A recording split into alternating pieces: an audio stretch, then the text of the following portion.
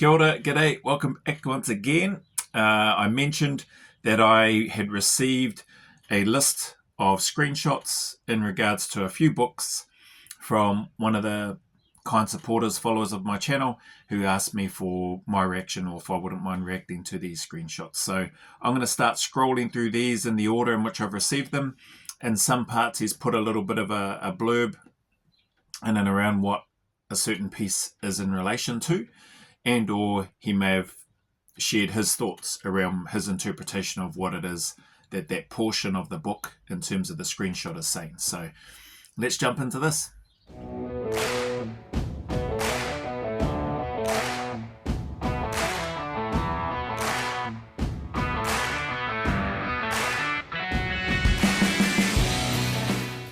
So here we've got, as it relates to Bravo 20, I think you and your viewers will find my screenshots interesting, so I'll look to put these screenshots up. Second, they're from a book by then RSM of 22 SAS during Bravo 20. Below are screenshots from his online book. Number 3, a RSM Peter Ratcliffe's book.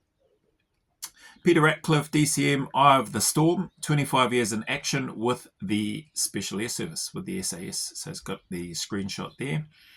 I'll include that.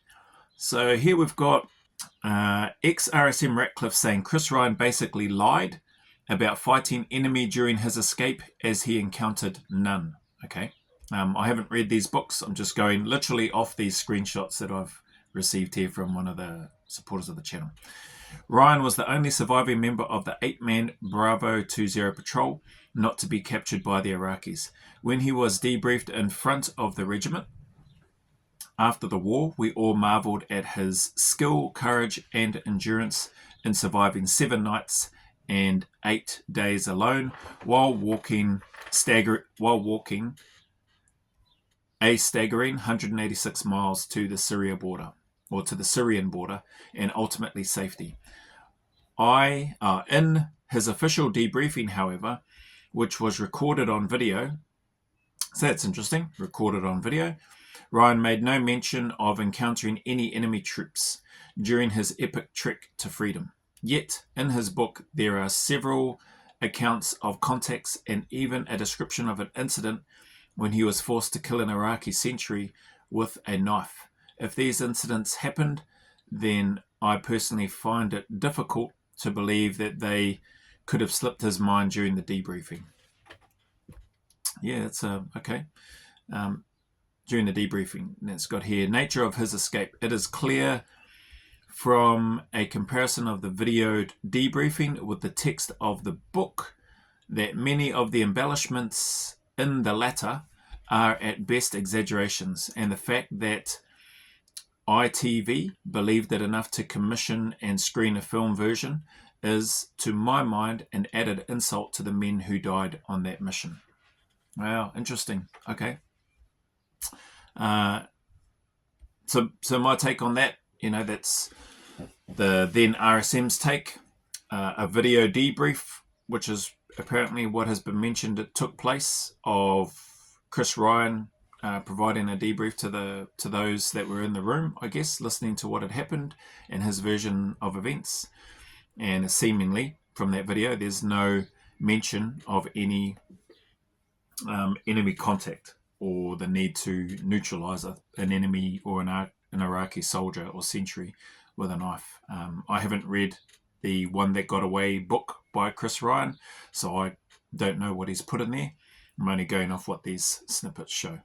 One thing that comes to mind, though, that I'll mention, and those events seem pretty, they seem like they would be much more front of mind if you were doing a debrief to the unit, especially, the way that they've been described in these, or briefly being described in these screenshots provided by Mr. Ratcliffe. But I know that I've forgotten some stuff with regards to the deployment in 2003 in Iraq, even stuff in East Timor that I haven't mentioned, or sometimes I've just forgotten about it even during an interview and I've failed to mention it. Like, there was one part I was listening to Nick Caldwell. He was being interviewed on the True Blue Conversations, I think it was, podcast. And he spoke about, because Nick was in a different troop to me, part of the same squadron, but different troop. So his troop inserted by another means into their AO, and my troop and my troop and B troop, we inserted basically together over the same area and then separated into our areas of operations. But once we inserted into Iraq, probably less than 30 minutes, maybe even sooner than that, we were bumped. Like, I'll use the term, well, there was an encounter. I'll use that term. So I don't consider it a contact. Probably at the time I probably did, but looking back on it, wasn't really a contact. It was more of an encounter whereby we bumped into some guys driving in the truck. I think there might have only been a couple of guys, 2 or 3 guys driving the truck at night. So we were under nods, and their truck was full of ammunitions and weapons and that sort of thing. So whether they were doing a resupply to Iraqi forces or not, who knows? But that happened. I remember having to cover them for a while from the turret with spun the other gun around, laser pointed squarely at those guys. There was also one of the operators off to the side as well. So there wasn't just me covering them. While the other guys in the other troop, either B and C troop, investigated what was in the truck. They found what was in there. Basically, those guys were detained for a bit, and then one of the forward air controllers from STS, from my understanding, called in an aircraft and blew the hell out of that truck, blew it up, gone. So we couldn't stay there long because we had a fair few 100 kilometres to punch into our area. But I've completely forgotten about that multiple times, and it's only through thinking about it now, and as I was reading this, but thinking about it now and being reminded about that little encounter when Nick was talking about it in his interview, which gone, oh yeah, crap, that's right, or not crap, but yeah, that's right, I forgot about that. And another one which I did recently on an interview with Cameron Holmes on the Layers with Cam podcast on his YouTube channel.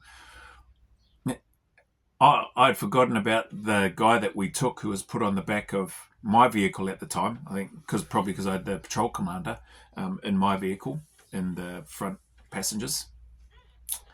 And I'm guessing the decision was made to just load him up onto our vehicle.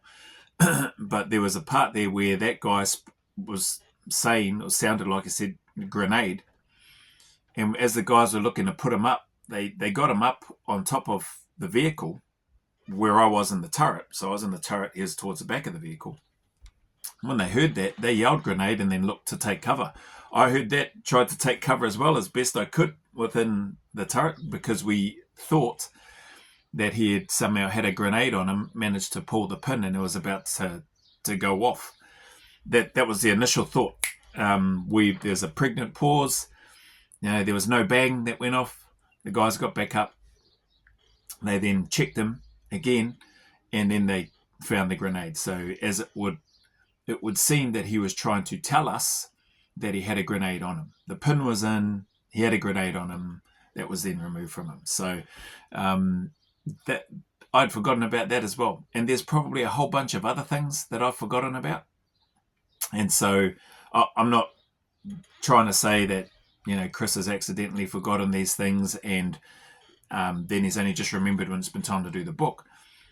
He could have, but, to the then RSM's comments, some of the stuff based on the picture that I'm reading as I read these screenshots without reading the specifics of what Chris Ryan has put in his book, they sound like some pretty hearty exchanges and contacts, and like, not to mention the neutralizing an Iraqi or a sentry with a knife, which sounds like it wasn't mentioned during the debrief.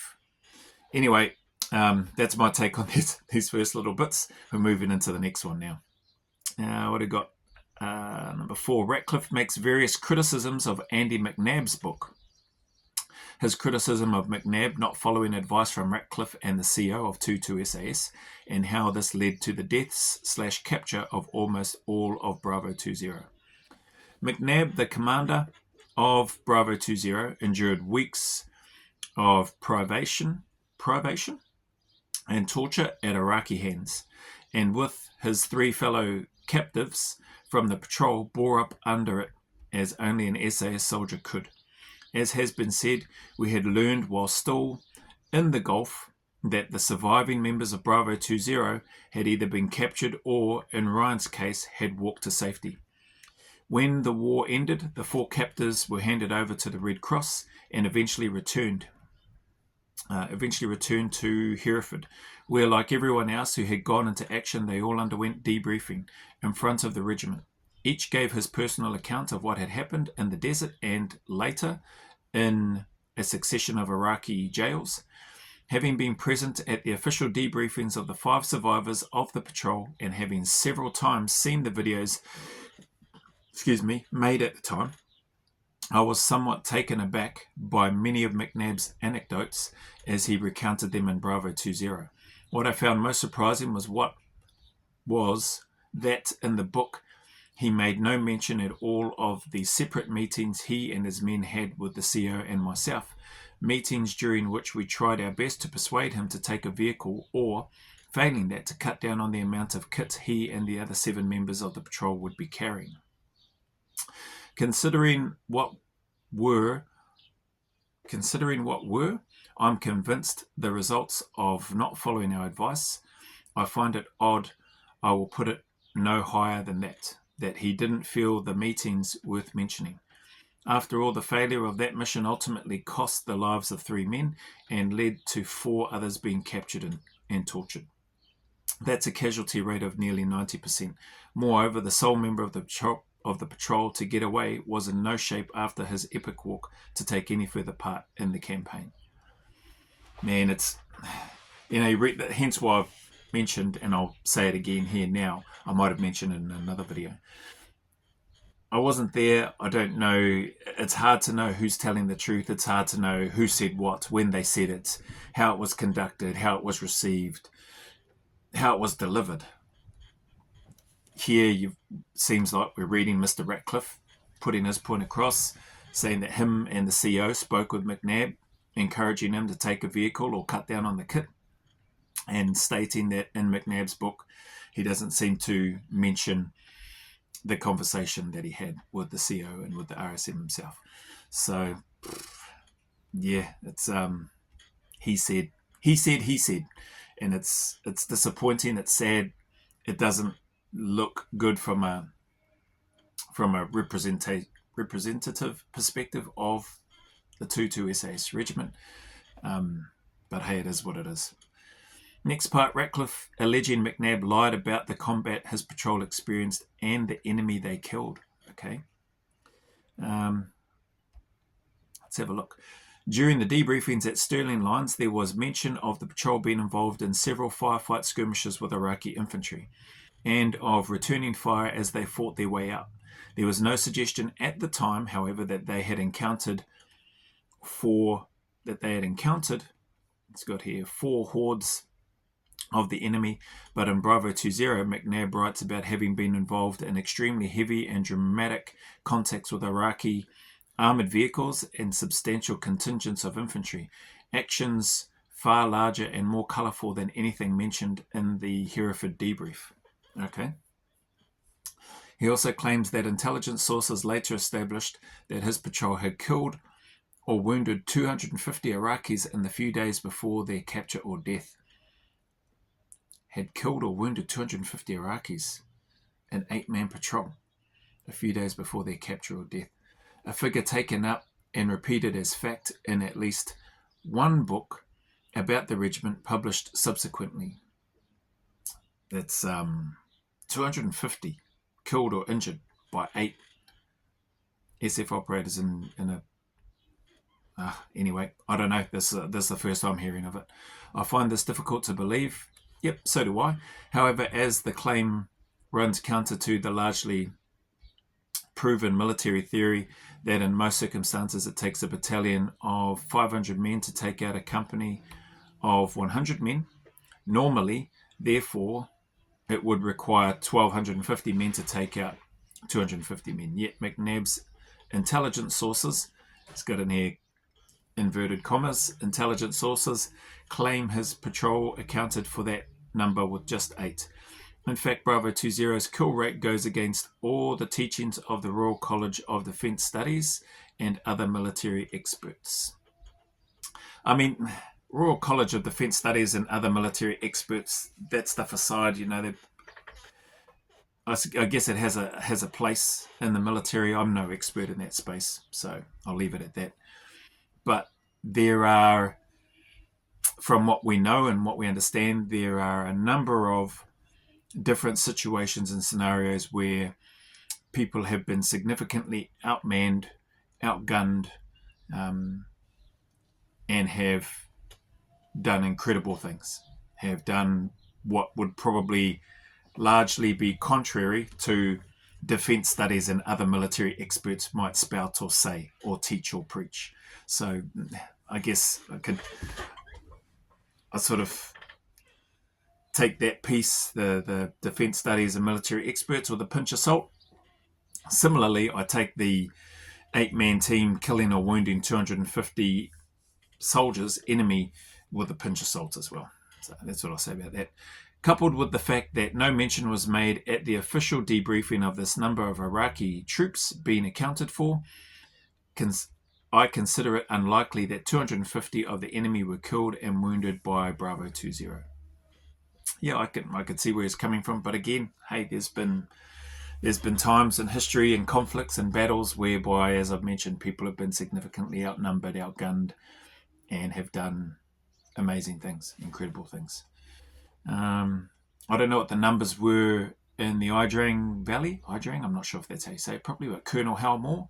There's a movie done about him and his actions. I think Mel Gibson plays the lead character of Colonel Hal Moore, and their actions there in that particular part of the country, we'll say, whereby they were massively outnumbered and survived. It wasn't, I don't think it was it wasn't great, I should say, but the fact that there was so many enemy, they were outnumbered, outgunned, and they survived. Well, not all of them.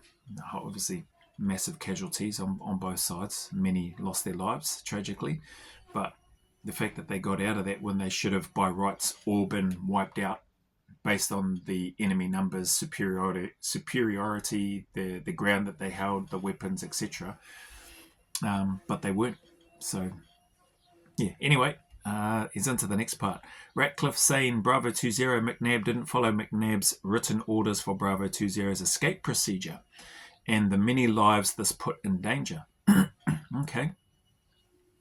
So I'm assuming the E&E plan, actions on, which McNab left out of his book, is what he's saying here. So this next part, what was much more serious to my mind was Bravo 20's disregard of McNab's own written orders filed with operations before the patrol's departure for Iraq. These orders are always written and are presented to the ops officer prior to deployment to outline a commander's intentions during various eventualities in the field. McNab wrote very clearly in that the events of serious compromise and of his patrol having to resort to an escape attempt, they would head south towards Saudi Arabia. To their south were friendly forces in the form of the 2 half D Squadron and 2 half A Squadron patrols, a total of about 130 men and more than 30 vehicles carrying formidable firepower and equipped with powerful communications. Yet, instead of complying with his own written orders, McNab and his men headed towards the northwest and Syria, even though they knew that a major obstacle lay in their path, the river Euphrates. It does not take an Einstein to work out that more people, settlements, industry, farms, roads, and military installations will be found along a major river. To head for one in hostile territory is a recipe for disaster. Makes sense? Had it only been their own lives that they were risking, it would not have been so bad. But they were indirectly putting at risk the lives of all those who might be involved in attempts to rescue the missing patrol. Such missions were indeed organised by the CO once it was clear that Bravo 20 was in trouble and involved both our own and American personnel. On 2 consecutive nights, RAF and US helicopters searched for many hours in the desert area where Bravo 20 had been dropped and to the south along their designated escape route. They were not to know that the reason they could find no trace of the patrol was because its members were by then miles away to the north. Fair enough point, I guess, if that's the case. Again, I don't know. Haven't seen the written orders. I haven't read these books. If that's what happened and they headed in the complete opposite direction to what the orders were and their actions on compromise plans were to head south, and they didn't do that, yeah, it's no good, and potentially could have saved everybody without anybody getting captured. Potentially, who knows? Next part, Ratcliffe's criticism of Ryan and McNab naming dead patrol members. Okay, what's this about? In the end, 3 of McNab's patrol never made it back. 2 of its members dying of exposure and 1 being killed in action. He named all 3 of them in Bravo 20, as did Ryan and the one that got away. Even though, true to its tradition of silence, the regiment had not released the names other than to the families. Oh, wow. I didn't know that. Okay, true to its tradition of silence, the regiment had not released the names other than to the families of those. Okay. I have to say that I find it insensitive, to say the very least, that both men should hide behind aliases to write their stories, but have the poor taste to identify their dead colleagues by their real names, while almost everyone else in their narratives has a pseudonym. That's a fair point, I guess. With regards to that, I don't know anything about these guys having pseudonyms. I thought Andy McNab, I think that's the name on the Bravo 20 book, isn't it? Andy McNab, unless that's a pseudonym. Chris Ryan, that's, as far as I know, that's his name. Yeah, strange one. Why they'd worry about having an alias or a pseudonym for their writing of their stories. Like, just use your real name, bro. And I suppose, I'm guessing they do that now. I don't know. If that went against a tradition and only the family members had been advised of those that had lost their lives, fair enough. Probably maybe a bit insensitive by the boys to go and name those 3. But at the same time, those 3 guys, Andy McNab and Chris Ryan may have been naming those 3 guys out of reverence and respect to them and wanting people to know, potentially. Maybe wanting people that might not have known, but maybe grew up with them, maybe went to school with them, maybe knew of them in the military, but didn't know where they went to after that. Maybe they did it out of respect. And I don't think, without knowing Andy McNab or Chris Ryan at all from a bar of soap, I'd like to think, and I don't think, that they would have been naming the 3 guys that lost their lives by their real names in a way to try to be disrespectful to them. I think it, if anything, is probably a way to try to honour and respect them. That's just my take. And say, hey, world, people that might have known these people, these are the brave men that lost their lives in our fight when we were in the Gulf in 1991. Something like that. Anyway, that's my take on that. And that's all he's got so far. So that's 23 minutes. The other one with a whole bunch of other, screenshots of other books, including Soldier Fire, from the little bits that I've skimmed through, is a heck of a lot more full and will take a heck of a lot longer. So I'll just do this one here, and I'll probably put this one up with the Chris Ryan video that I just did earlier, and then I'll jump into doing some reactions on some other videos. Give this Chris Ryan one a little bit of a break. Excuse me for now. Anyway, thank you again to the person who sent through these screenshots and for your requests. It's hard, eh? Like, I don't know. I wasn't there. Take what I say with a pinch of salt. Anybody that might be taking the time to listen to this. It is sad that seems to be a massive disconnect or a divide between certain individuals in and around this particular event or incident that took place. Stories, embellishments, whatever the situation was, only those 8 men at the end of the day know what really happened, and who am I to try to judge? So trying to not be judgmental in regards to this. If I'm coming across as too judgmental, that's something that I'll need to work on. Feel free to hammer me in the comments and let me know. But yeah, it's hard. We're getting Mr. Ratcliffe's side in terms of his perspective, what he was involved in, the debriefings, the recordings of those debriefings, what he heard, what he saw, versus what he's then read in Mr. McNabb's and Mr. Ryan's books, and he doesn't seem too happy about it, and he's expressing himself in his book, which I suppose he has the right to do. And it is what it is, I guess. What I would say is that I know that Bravo 20 had a massive impact on soldiers when I was coming into the military, and it was one of those things that I intentionally never took the time to read. Why? I don't actually fully know why I didn't. I think maybe because it was connected to the SAS and I knew that that's where I wanted to be. Maybe that was part of it, possibly. I think probably by and large, a large part of it was that I just was not really into reading. I'm still not into reading, but yeah, that was probably more of a bigger part of it. But other than that, yeah, I don't fully know if there's one specific answer as to why I never read Bravo 20. Maybe it's because I heard some of the bits and pieces of, or how guys would go on about it. Maybe it just made me a bit ho-ha or a bit sick and tired of hearing about it. But anyway, I'll leave this there. Appreciate your time and support as always. And with that being said, the message is always the same. Any challenges, hard times, difficulties that you may be going through, just encourage you to keep turning up, keep staying in the fight, put one foot in front of the other, and just stay present and take one day at a time. You know, things can do and will get better. The sun will shine again. There are better days ahead. Those better days are closer than you think, and there is a light at the end of that tunnel. No matter how long, dark, lonely, and miserable it may be, the sun always shines again. There are better days ahead, so just stick at it. Keep fighting. As always, go always a little further. Remember, who dares wins and who cares wins. And until the next video, there's a big mana wave coming from me to you, filled with my aroha, respect, appreciation, and gratitude for you all.